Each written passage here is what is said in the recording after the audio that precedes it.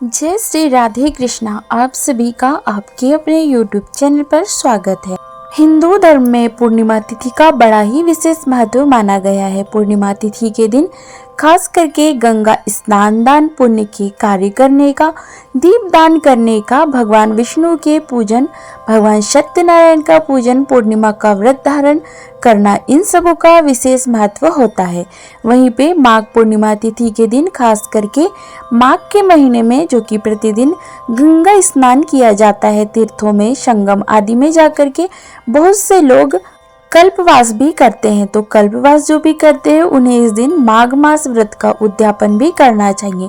खास करके माघ मास की पूर्णिमा के दिन प्रातः काल गंगा, यमुना, सरस्वती के संगम में अथवा किसी भी नदी में स्नान करके एवं पवित्र होके उसी क्षेत्र में एक मंडप बना करके उसमें भगवान विष्णु की स्थापना करें। ब्राह्मणों को बुलाकर भगवान गणेश, अंबिका का पूजन करें।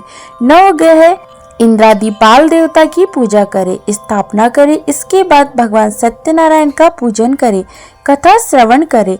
तत्पश्चात एक वेदी बनाकर वेदी के पश्चिम भाग में बैठकर तिल, चावल, जौ, गुग्गुल, घी से हवन करे। इसके बाद ब्राह्मणों का वरण करे। उन्हें जो भी अंग वस्त्र हो उन्हें अवश्य ही प्रदान करे। बाद में सर्वतोभद्र चक्र बनाकर ब्रह्मादि देवता का पूजन करके वहां कलश के ऊपर स्वर्ण की लक्ष्मी विष्णु की मूर्ति स्थापित करे। ओम इदम विष्णु रीति इस मंत्र से आवाहन करके पुरुषोक्त के मंत्रों द्वारा षोडोपचार पूजन करे और पलंग के साथ 5 वस्त्रों को तथा ब्राह्मण को लोटा, धोती, अंगूठा, छाता, खड़ाऊ, आसन, जनेऊ का जोड़ा अथवा स्वर्ण मुद्रा, तिल आदि का दान करे तथा गोदान करके विसर्जन करे। इसके पश्चात गीत, कीर्तन, वाद्यादि मंगल गाय और उत्सव मनाए। यथाशक्ति ब्राह्मणों को भोजन करवाए, यथाशक्ति उनको दक्षिणा भी दे। जो मनुष्य माघ मास का महात्म्य का कथा श्रवण करता है, गंगा स्नान करते हैं और फिर इस विधि के अनुसार व्रत का उद्यापन करते हैं तो इससे कुल के 7 जन्मों के किए गए संपूर्ण पाप भी नष्ट हो जाते हैं। उस मनुष्य को सुख, संतति और सौभाग्य प्राप्त होते हैं तथा सकल मनोरथ की सिद्धि होती है। माघ मास की पूर्णिमा तिथि प्रारंभ का समय है 1 फरवरी 2026 दिन रविवार सुबह 5:53 और पूर्णिमा तिथि की समाप्ति है 2 फरवरी 2026 दिन सोमवार सुबह 3:41 पे। पूर्णिमा तिथि की समाप्ति है तो इस बार सूर्योदय व्यापनी के अनुसार और चंद्रोदय व्यापनी के अनुसार पूर्णिमा का व्रत, गंगा स्नान, दान पुण्य का कार्य आदि सभी 1 फरवरी 2026 दिन रविवार को किया जाएगा। तो जो भी पूर्णिमा का व्रत धारण करने वाले हैं, भगवान सत्यनारायण का पूजन करने वाले हैं, गंगा स्नान, दान पुण्य का कार्य करने वाले हैं तो 1 फरवरी को इन कार्यों को करेंगे। 1 फरवरी को ब्रह्म मुहूर्त का समय सुबह 5:33 से सुबह 6:33 तक होगा। सूर्योदय का समय सुबह 6:41, सूर्यास्त शाम 5:43 पर होगा। राहु काल का समय शाम 4:19 से शाम 5:42 तक होगा। प्रातः काल पूजा का शुभ मुहूर्त सुबह 5:04 से सुबह 6:41 तक होगा। उसके बाद फिर सुबह 8:03 से सुबह 9:26 तक होगा। शाम को पूजा का शुभ मुहूर्त शाम 5:42 से शाम 7:19 तक होगा। नक्षत्र पुण्य होगा रात्रि 11:59 तक। उसके बाद अश्लेषा नक्षत्र होगा। योग प्रीति होगा सुबह 10:18। उसके बाद आयुष्मान योग होगा।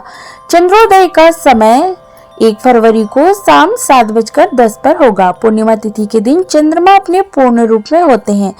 चंद्रमा मन के कारक माने जाते हैं तो इस दिन खास करके शुद्ध और सात्विकता का भी पालन करना चाहिए। इस दिन तामसिक वस्तुओं का, नशीले पदार्थों का सेवन बिल्कुल भी नहीं करना चाहिए।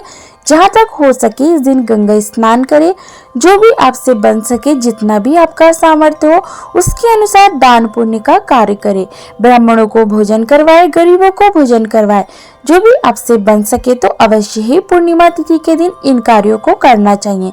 जो भी 32 पूर्णमासी का व्रत धारण करते हैं उन्हें चाहिए कि इस दिन भर उपवास रहते हुए शाम के समय में चंद्रोदय होने के बाद चंद्र देवता को अर्घ्य प्रदान करके बाद में पूर्णिमा का व्रत पूर्ण माना जाता है। तो आइए सुनते हैं माघ पूर्णिमा से जुड़ी हुई 2 पौराणिक कथा। तो बोलिए प्रेम से भगवान श्री हरि विष्णु की जय, माता लक्ष्मी की जय, भगवान भोलेनाथ की जय, माता पार्वती की जय।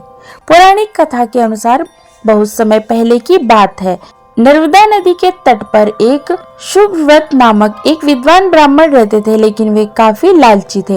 धन कमाना ही था और ऐसा करते करते यह समय से पूर्व ही वृद्ध दिखने लगे और कई बीमारियों की चपेट में आ गए।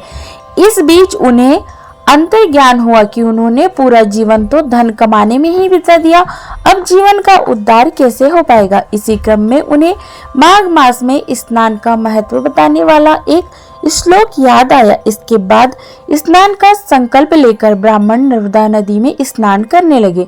करीब 9 दिनों तक स्नान करने के बाद उनकी तबीयत अचानक खराब हो गई और मृत्यु का समय आ गया।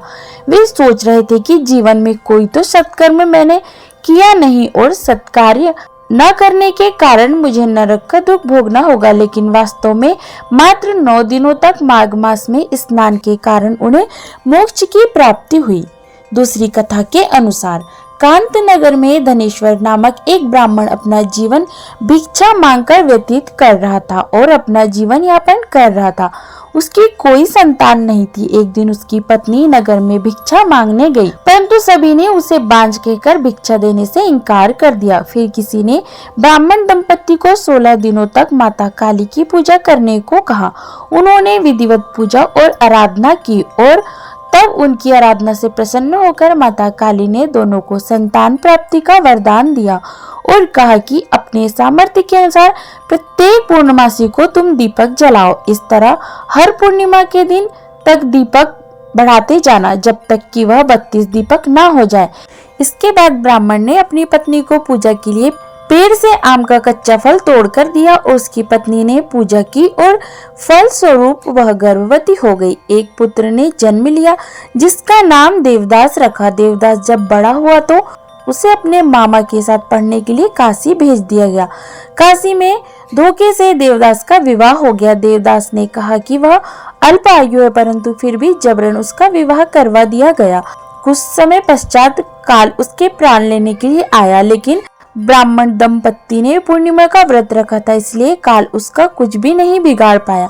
तभी से कहा जाता है कि पूर्णिमा के दिन व्रत करने से संकटों से मुक्ति की प्राप्ति होती है और सभी मनोकामनाएं पूर्ण होती है। इस प्रकार से जो भी भक्त सच्ची श्रद्धा के साथ नियम और निष्ठा के साथ पूर्णिमा का व्रत करते हैं, इस दिन भगवान श्री हरि विष्णु माता लक्ष्मी का पूजन करते हैं, उनके सभी दुख और कष्ट दूर हो जाते हैं तथा भगवान श्री हरि विष्णु की कृपा से और माता लक्ष्मी की कृपा से उन्हें सभी प्रकार की सुख और समृद्धि की प्राप्ति होती है। पूर्णिमा और अमावस्या तिथि का अपना अपना बड़ा ही विशेष महत्व होता है। इस दिन खास करके गंगा स्नान करना, दान पुण्यों का कार्य करना, अपने पितरों के निमित्त तिल आदि का तर्पण करना, यह सब बड़ा ही पुण्य फलदायक माना गया है। पूर्णिमा तिथि के दिन विशेष प्रकार से शुद्ध और सात्विकता का पालन करना चाहिए। इस दिन जहाँ तक हो सके संयम बना करके रखना चाहिए। इस दिन किसी के ऊपर क्रोध नहीं करना चाहिए। अपने से बड़ों का सदा ही आदर और सम्मान करना चाहिए। अपने मन में किसी के प्रति ईर्ष्या या द्वेष का भाव नहीं लाना चाहिए। महिलाओं का कभी भी अपमान नहीं करना चाहिए। जहाँ पर भी महिलाओं का अपमान होता है वहाँ से माता स्त्री लक्ष्मी रुष्ट होकर चली जाती है। इसलिए महिलाओं का कभी भी अपमान नहीं करना चाहिए। सदा ही धर्म कर्म का कार्य करना चाहिए। भगवत नाम का स्मरण, भजन, कीर्तन आदि करना चाहिए। इससे पुण्य फलों की प्राप्ति होती है। तो आशा करती हूँ जानकारी आपको अच्छी लगी होगी। इसी प्रकार से ज्ञानवर्धक जानकारियाँ प्राप्त करते रहने के लिए, व्रत पूजा के बारे में जानने के लिए, कथा सुनने के लिए अगर आप चैनल पर पहली बार आए हैं तो चैनल को लाल बटन दबा करके सब्सक्राइब करें, साथ में बेल आइकन भी प्रेस करें ताकि हमारे आने वाले वीडियो का नोटिफिकेशन आपको समय पर मिलता रहे। जय श्री राधे कृष्णा। धन्यवाद।